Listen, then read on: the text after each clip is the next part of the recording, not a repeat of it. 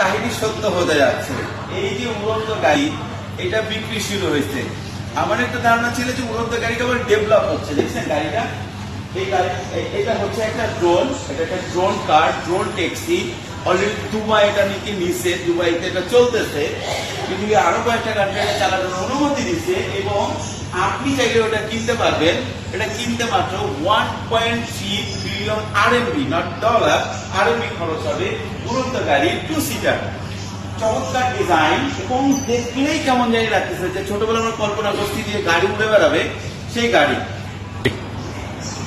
গাড়ি এখন বাস্তবে রূপ নিয়েছে এবং অর্ডার নিচ্ছে। আপনার 3 মাসের ভিতরে ডেলিভারি দিবে। অর্ডার করলে এই কোম্পানিটা আপনি চাইলে এটা যে কোনো সময় চায়নাতে অর্ডার দিতে পারেন।